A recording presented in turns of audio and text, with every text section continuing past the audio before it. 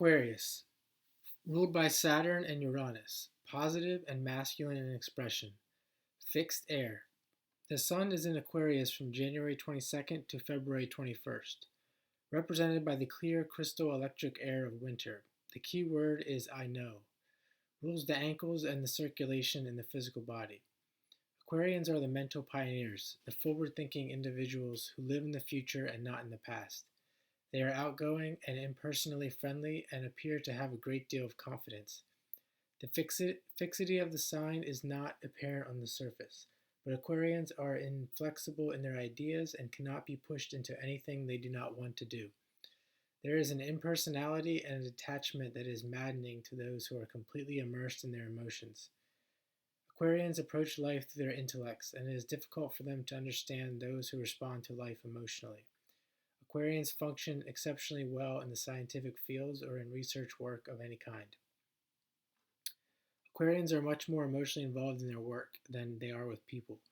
It is important that they like the type of work they do, for it occupies most of their time, and they invest most of their vital force and energy in their occupation.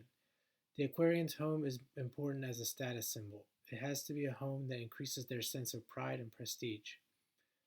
Aquarians heartily dislike any restraint. They are rebels and individualists that have to go their own way, learning their own way.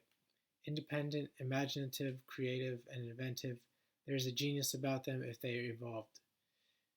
If they live on the destructive side, they can be mentally cruel, sadistically so, and totally lacking in love or mercy. Because of their strong will that brooks no interference with their desires, they have difficulties in marriage or in unions. They have strong physical bodies, though they would rather use their minds than do physical work. Aquarians are critical and demanding in positions of authority, and it is not easy to be their employees. There is a coldness and a detachment that repels rather than attracts, especially if the sun is afflicted. When they are evolved and their emotions are tenderized, no sign is more magnanimous or as monumental.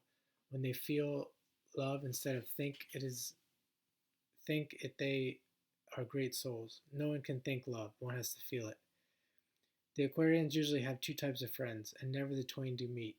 They have the conservative, traditional type and the unconventional bohemian friends. One type represents the Saturnian side of their nature, the other group the Uranian side. Aquarians work well in organizational work or in big business. They are capable of being good leaders and organizers. They are the individualists who are ready and willing to break new trails where inventive ideas and new procedures are concerned. When Aquarians are of the higher type, they make lasting contributions to the world. Lincoln, Edison, Franklin Roosevelt, Wendell Hickey, and Evangeline Adams were Aquarians.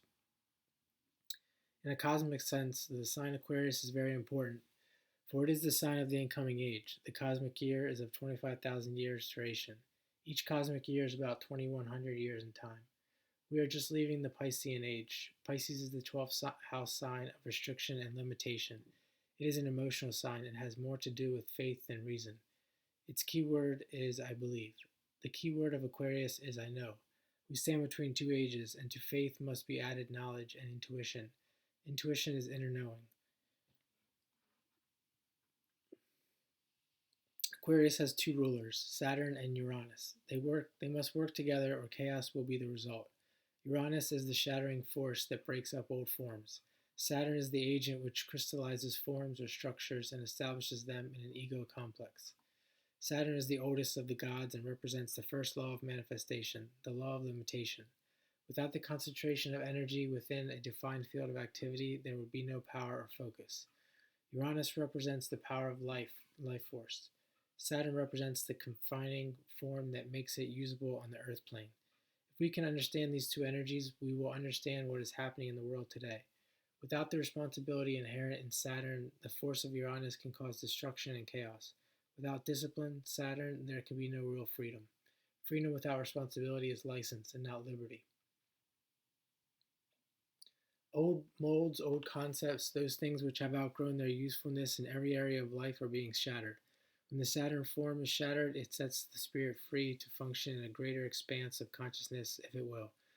On the unevolved, Uranus can act destructively, where they break out into irresponsible, destructive actions, and they need a strong sense of Saturnian common sense to steady them. The uninvolved of today are sweeping away old forms of control and of government without possessing the necessary inner self control to see them safely through this time of transition. Self control is the highest aspect of Saturn. Suffering is its lower aspect. No one can cop out on responsibility without paying a steep price later in life. No one can break the cosmic laws with immunity. Aquarius is the sign of spiritual rebirth. The desire for it is strong in the youth of today. They are riding the wave of the new age. Spiritual rebirth through drugs is an illegitimate birth and will damage the mother and the child. The drugs act like an explosion of the atoms in the mind, and the atoms will be difficult to reassemble so that the individual can have focus and concentrative power. In this age, Saturn, responsibility, and Uranus, liberation, go hand in hand. The whole problem of liberty is involved in Aquarius and the liberator. True liberation can only come from within.